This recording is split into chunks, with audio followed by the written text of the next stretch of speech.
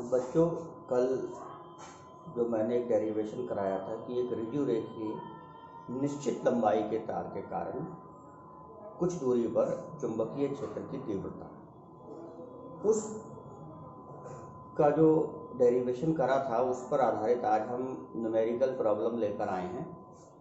देखो बच्चों, क्या है सवाल की संलग्न चित्र में ये चित्र दे रखा होगा में वर्गाकार फ्रेम, ये तार का फ्रेम है, ये वायर है ABCD के रूप में।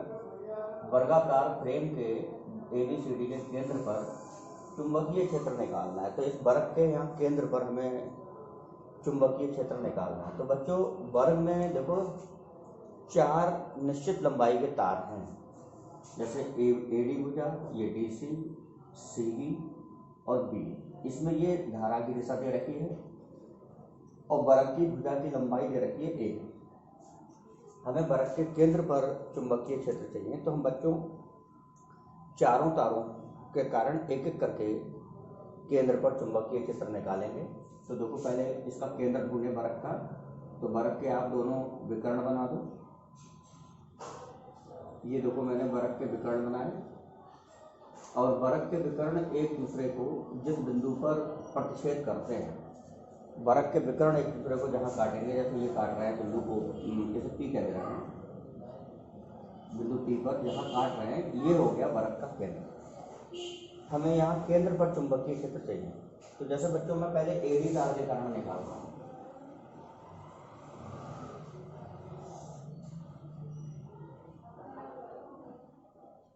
अब देखो, AD जो है एक निश्चित लंबाई का तार है जिसकी लंबाई A है, ठीक है।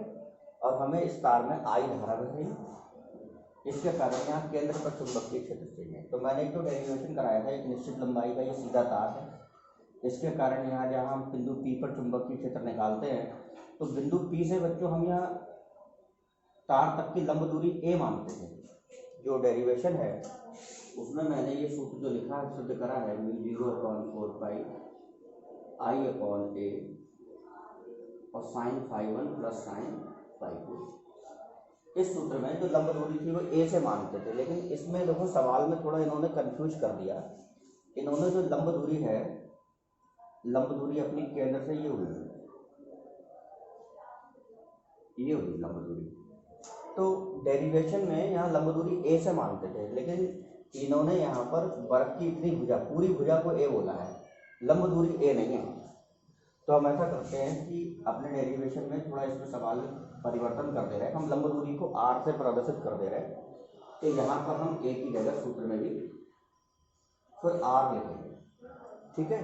अब इस R का मान कितना होगा वो निकाल सकते हो, लंब दूरी का मान। तो ये देखो, जो पूरी भुजा A की है, वर्ग का केंद्र मध्य में होता है, तो ये R का मान इस पूरी भुजा की लंबाई का आधा हो गया, मध्य में। तो ये पूरी लंबाई वर्ग की भुजा की A है, तो R का मान A का आधा, जहाँ लिख दे रहा हूँ, यहाँ R बराबर R का मान होगा पूरी वर्ग की भुजा की लंबाई का आधा, AY। और φ1 और φ2 कहलाते हैं इस लंब दूरी के साथ तार की ऊपरी भुजा द्वारा बनाया गया कोण φ1, ये φ1, और निचली भुजा द्वारा बनाया गया कोण, निचली भुजा यहाँ तक है, इस कोण को φ2, ठीक है। तो ये φ1 और φ2 के मान निकालने पड़ेंगे। तो देखो, इसके लिए हाई स्कूल की थोड़ी गणित का प्रयोग करेंगे कि जो वर्ग की भुजा होती है वो केंद्र पर बच्चों ये जो पूरा कोण बनाती है 90 डिग्री होता है, ठीक है। अब पूरे कोण 90 डिग्री को ये मध्य बिंदु में काट रहा है, तार के 2 बराबर टुकड़े हो रहे हैं, क्योंकि वर्ग की भुजा है, तो आधे आधे कोण 2 बांट दो, मतलब ये पूरे कोण के हाफ हो जाएंगे 45 डिग्री, और ये भी 45। तो इसका मतलब φ1 का मान 45 और φ2 का मान भी 45, ठीक है। अब हम केवल अभी देखो AD तार के कारण चुंबकीय क्षेत्र ले रहे हैं, फिर हमें DC का कारण लेना पड़ेगा, फिर CV, फिर BA, चारों के कारण एक एक करके केंद्र पर चुंबकीय क्षेत्र निकालेंगे और फिर हमें बताना पड़ेगा उन सबका परिणामी कुल। तो हम ऐसा करते हैं कि हमें 4 बार चुंबकीय क्षेत्र निकालना है, हमें केवल AD, DC, फिर CV, फिर BA। तो हम AD तार के कारण चुंबकीय क्षेत्र का नाम दे रहे हैं B1, फिर DC के कारण निकालेंगे B2 कह देंगे, CV के कारण B3, बी एच भुजा के कारण जो चुंबकीय क्षेत्र आया वो सब B4 कह देंगे। फिर हम B1, B2, B3, B4 चारों चुंबकीय क्षेत्रों का परिणामी लिखेंगे। तो देखो ये वैल्यू जिसमें सूत्र में लगाएं तो V1 का मान V0/4 इंटू I/R का मान A/2 साइन 45 प्लस साइन 45। तो V1 बराबर देखो V0/4 ये 2 के पलट ऊपर ले जाओ, ये हो गया 2I/A और साइन 45 का मान बच्चों 1/√2 होता है प्लस 1/√2 साइन 45 का मान। अब इसे जोड़ लो तो V0/4 इंटू हो गया 2I/A और 1/√2 और 1/√2 जोड़कर हो गया 2/√2 टोटल गुणा म्यू0 का मान भी देखो हम लगा दे रहे हैं। म्यू0 का मान 4 गुणा 10⁻⁷ बटे 4 है और ये हो गया 2 दूनी 4 I बटे A√2। तो 4 से 4 कट जाएगा तो B1 चुंबकीय क्षेत्र आया 4I बटे A√2 गुणे 10⁻⁷ और चुंबकीय क्षेत्र का मात्रक टेस्ला। तो बच्चों ये चुंबकीय क्षेत्र हुआ एडी तार के कारण। अब हमें मेन बात क्या है कि जब हम चारों का परिणामी निकालेंगे तो चुंबकीय क्षेत्र एक सदिश राशि है, तो हम सदिश राशियों को जो है दिशा के साथ जोड़ते हैं, दिशा के साथ उसका जो है परिणामी निकालते हैं।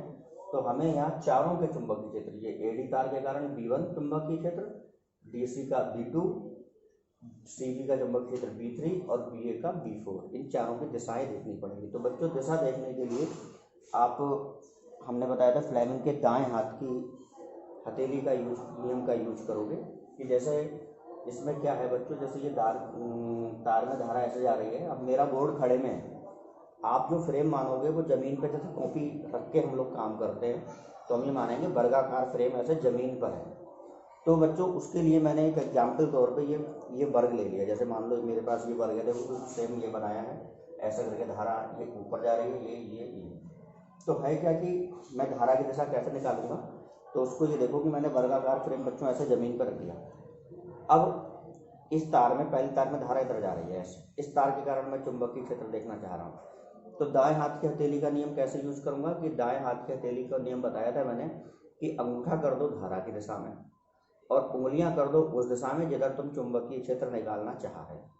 फिर हथेली अगर नीचे आती है तो चुंबकीय क्षेत्र कागज के तल के लंबवत नीचे होगा, और अगर ऐसा ऊपर आती है तो चुंबकीय क्षेत्र कागज के तल के लंबवत ऊपर की ओर होगा। तो देखो क्या है, देखो मैं जैसे ये पहले एडी तार के कारण निकालना चाह रहा हूँ, ये मेरा A, D, ये C और ये मेरा B बिंदु। तो देखो मैंने क्या करा कि फ्रेम ऐसा ज़मीन पर रख लिया, ये मेरा एडी तार है तो इसमें धारा इधर है तो अंगूठा करूँगा इधर, ठीक है, और उंगलियां करूँगा केंद्र की तरफ। तो देखो धारा की दिशा में उंगलियां हो गई मेरी, तो मैं धारा की दिशा में अंगूठा हो गया और उंगलियां केंद्र की तरफ हो गई। और उंगलियां केंद्र की तरफ हो जाने के बाद हथेली कहाँ है, देखो बच्चों नीचे। तो हथेली नीचे होने का मतलब है कि इसका एडी तार के कारण जो चुंबकीय क्षेत्र होगा उसकी दिशा कागज के तल के लंबवत नीचे की ओर होगी। तो यहाँ मैं दिशा लिखूंगा कागज के तल के लंबवत नीचे की, ठीक है। अब देखो बाकी तारों के कारण चुंबकीय क्षेत्र लिखें। तो बच्चों देखो है क्या कि ये वर्ग का फ्रेम है, तो वर्ग की तो चारों भुजाएं बराबर होती हैं और ये वर्ग की हर भुजा से केंद्र तक की दूरी, जैसे ये r मानी है तो ये दूरी भी r का मान A/2, ये भी दूरी इतनी होगी, ये भी दूरी इतनी होगी।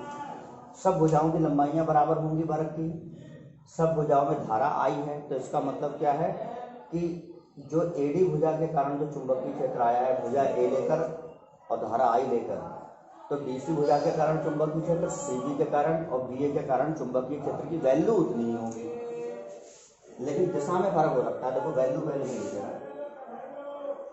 DC तार के कारण चुंबकीय क्षेत्र B2, वैल्यू यही होगी जो AD के कारण आई है, 4I बटे A√2 गुणे 10⁻⁷ टेस्ला। अब CV के कारण V3 4I/A√2 पूरे 10⁻⁻⁷ टेस्ला, और VA के कारण चुंबकीय क्षेत्र V4 वैल्यू यही 4I/A√2 गुणा 10⁻⁷ टेस्ला। अब बच्चों क्या है कि चारों तारों के कारण हमने चुंबकीय क्षेत्र बराबर क्यों है, क्योंकि चारों तारों में धाराएं समान हैं, चारों तारों की लंबाइयां बच्चों समान हैं, इसीलिए चारों तारों के कारण चुंबकीय क्षेत्र भी समान होगा। इसलिए एडी तार के कारण जो चुंबकीय क्षेत्र का आंसर आया है वही मैंने डीसी के कारण, सीबी और बीए तीनों, बाकी के तीनों के कारण भी चुंबकीय क्षेत्र के मान वही लिखिए। अब बस दिशाएं देखनी है, तो दिशाएं देखो हम कैसे देखेंगे। एडी तार के कारण जैसे देखा था कि दाएं हाथ की हथेली से तो मैंने अंगूठा करा धार के सामने, उंगलियां करी केंद्र की तरफ, तो हथेली नीचे आई। अब इसी प्रकार आप डीसी तार के कारण देखना चाह रहे हैं, तो देखो डीसी तार में धारा इधर, उंगलियां केंद्र की तरफ कर दी, तो अभी भी हथेली नीचे है। इसका मतलब डीसी तार के कारण चुंबकीय क्षेत्र भी कागज के तल के लंबवत नीचे होगा। ठीक है। अब मैंने बीए के कारण देखना है, सॉरी ये बीए, हाँ एबी के कारण देखना है, तो अंगूठा करना है धारा की दिशा में। तो देखो बच्चों मैंने चाहे ऐसा फ्रेम ऐसा घुमा लिया, कोई दिक्कत नहीं है। तो मुझे क्या करना है, ये सॉरी दिशा गलत हो गई, ये करंट जा रही, ये जा रही, फिर ये आएगी,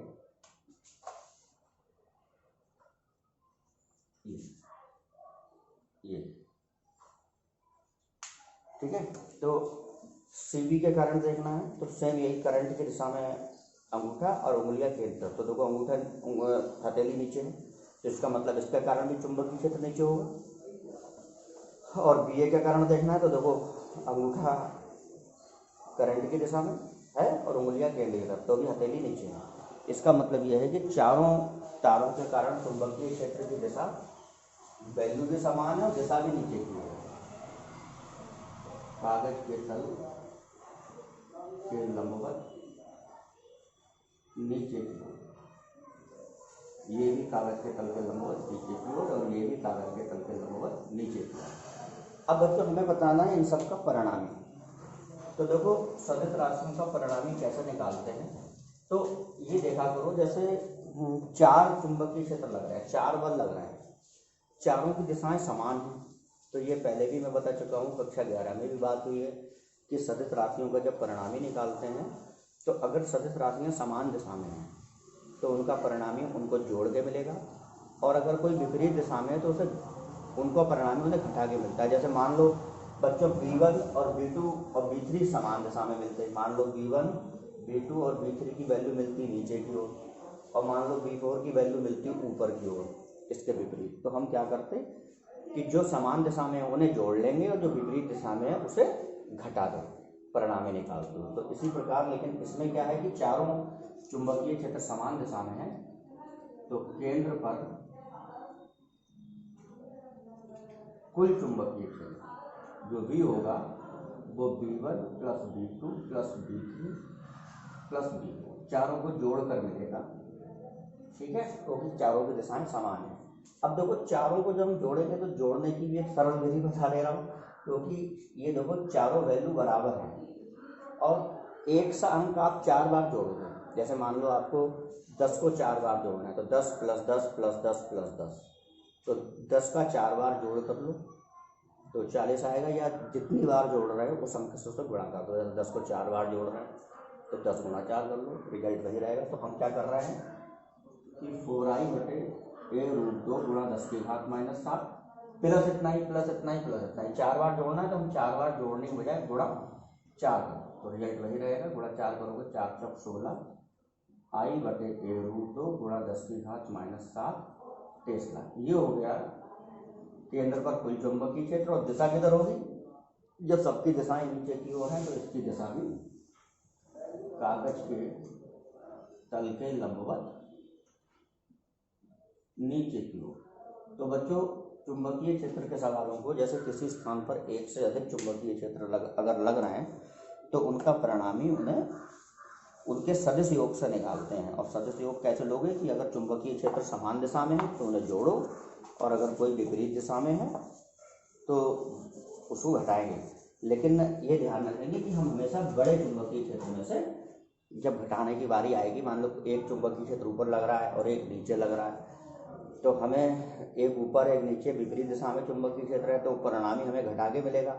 तो हम क्या करेंगे कि बड़े मान में से छोटा मान घटाएंगे, ठीक है। और जो परिणामी की दिशा होगी वो जिधर बड़ा मान लग रहा होगा, बड़ा चुंबकीय क्षेत्र होगा, उधर परिणामी की दिशा होगी।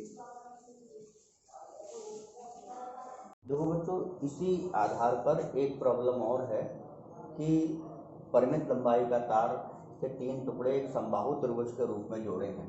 कह रहे हैं धारावाही फ्रेम समबाहु त्रिभुज के केंद्र पर चुंबकीय क्षेत्र की तीव्रता निकालो। जैसे ये समबाहु त्रिभुज है ABC, इसमें धारा I बह रही है, समबाहु त्रिभुज की भुजा इन्होंने A दे दी फिर से, और हमें समबाहु त्रिभुज के केंद्र पर चुंबकीय क्षेत्र निकालना है। तो बच्चों, समबाहु त्रिभुज जो त्रिभुज जो होता है, त्रिभुज का केंद्र जो होता है वो कैसे मिलता है कि त्रिभुज की मध्यिकाओं का प्रच्छेद बिंदु केंद्र कहलाता है। जैसे मान लो हम त्रिभुज की मध्यिकाएं देखो बना रहे हैं कि हमने शीर्ष C से सामने वाली भुजा के मध्य बिंदु को मिलाएं, और समबाहु त्रिभुज की जो मध्यिका होती है या मध्य बिंदु को मिलाते हैं, जो आधार पर लंब भी होती है। इसका मतलब ये कोण 90 डिग्री होगा, ठीक है। इस बिंदु को मैं D कह दे रहा हूँ, तो ये मध्य बिंदु हो गया। तो ये पूरी भुजा एक ही है, तो आधी ये A1। समबाहु त्रिभुज का हर कोण 60 डिग्री होता है, ये भी ध्यान रखना है। एक मध्यिका और बनाई E, और ये तीसरी मध्यिका, इसको F बिंदु कह दे रहा हूँ। तो ये हो गया समबाहु त्रिभुज का केंद्र O।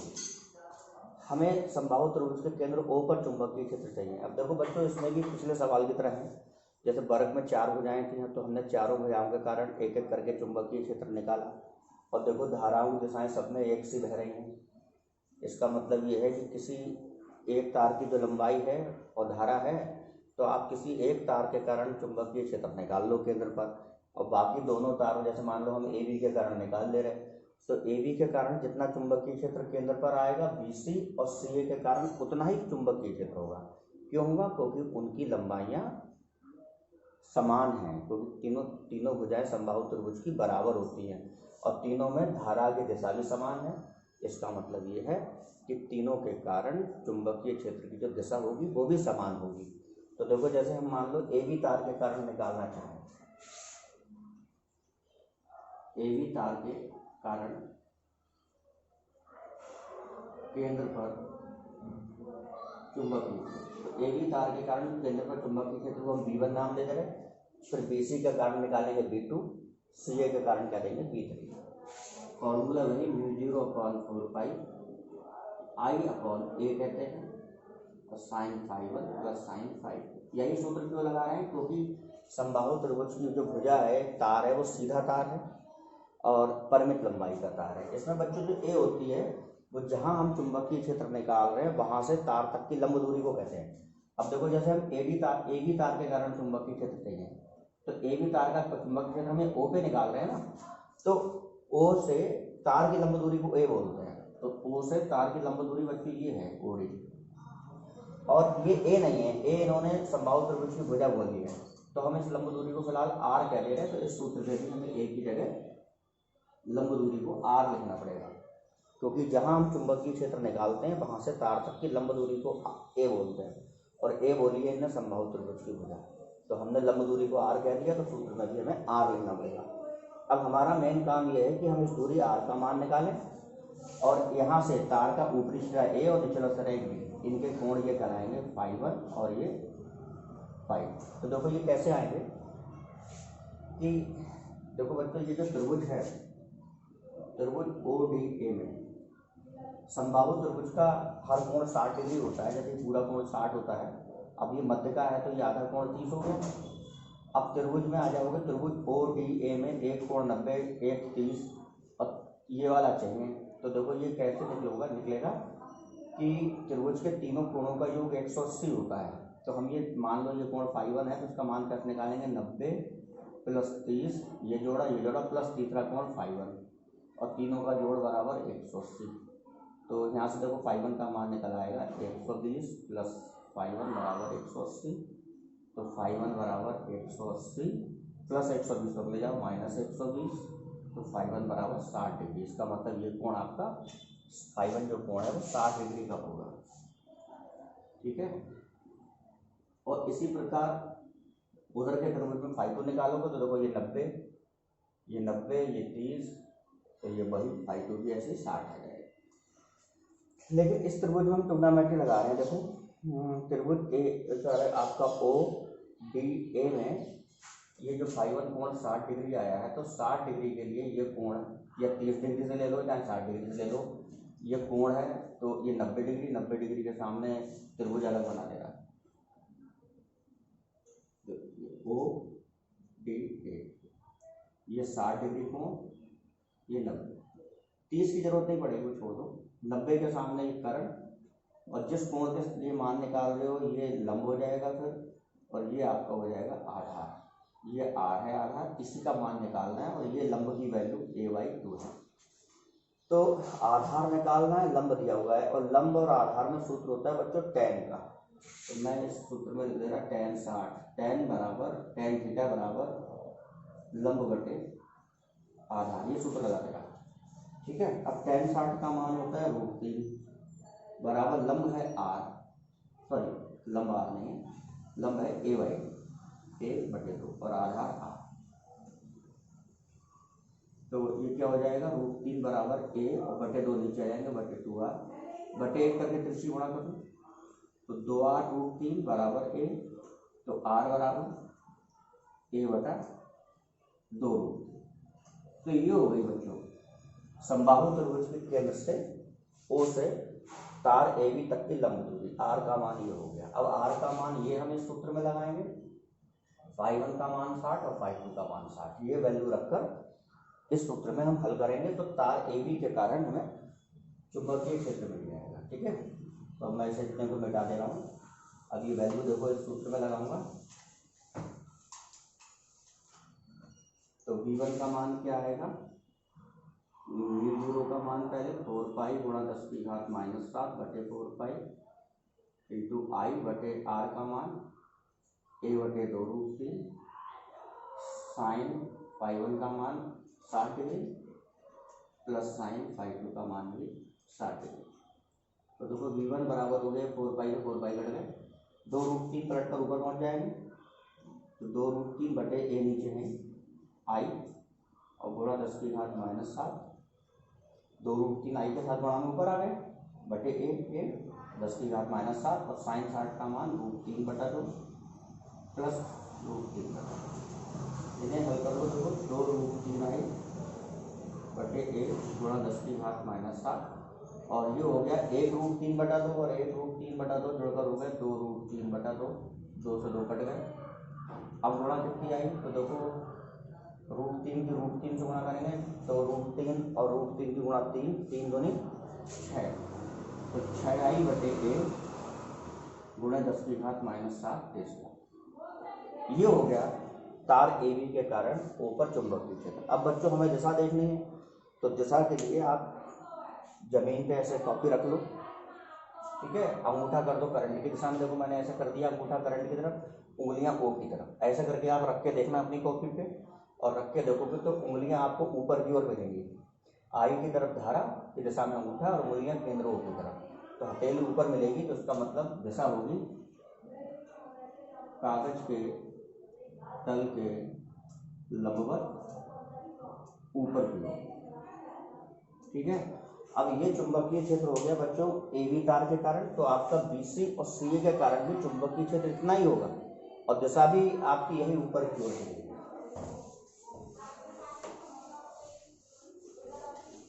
तो देखो लिखना पड़ेगा BC के कारण चुंबकीय क्षेत्र B2 वैल्यू यही 6I बटे a गुणा 10 की घात -7 टेस्ला, और दिशा वही ऊपर की ओर। और CA के कारण चुंबकीय क्षेत्र B3 वैल्यू यही और दिशा वही ऊपर की ओर। अब परिणामी चुंबकीय क्षेत्र, तो V बराबर हम तीनों को जोड़ लेंगे, V1 plus V2 plus V3, तीनों को जोड़ क्यों रहे हैं, क्योंकि तीनों की दिशाएं समान हैं, और बच्चों तीनों समान राशियों को जोड़ोगे या एक बार लिखकर उसको 3 से गुणा कर दो, बात वही है। तो 6i/1 गुणा 10⁻³ गुणा 3, सीधे सीधे 3 से गुणा कर दे रहा मैं, या 3 बार जोड़ लो, बात वही है। ठीक है, तो 6 18i/1 गुणा 10⁻⁻60 टेस्ला, और परिणामी की दिशा किधर होगी, वही ऊपर की ओर, क्योंकि सब की दिशा ऊपर की ओर है तो परिणामी की दिशा भी ऊपर की ओर। अब इसमें बच्चों जैसे पिछले सवाल में मैंने बताया, ध्यान में रखना है कि मान लो दो चुंबकीय क्षेत्र के कारण दिशा ऊपर होती है और एक के कारण नीचे होती, तो जिन दो के कारण ऊपर होती उन दोनों को जोड़ लेते, और जिसके कारण नीचे होती उसे हमें फिर घटाना पड़ता। ठीक है, तो 2 बार जोड़ते तो हम 2 से गुणा कर देते, 1 बार घटा देते। ठीक है, तो ये काम तब करेंगे जब कुछ की दिशा ऊपर हो, कुछ की दिशा नीचे हो, लेकिन सबकी दिशाएं समान हैं तो आप सबको एक बार में जोड़ सकते हो, और सबको एक ही बार में जोड़ना क्या है, उतने से गुणा कर दो, बात वही है।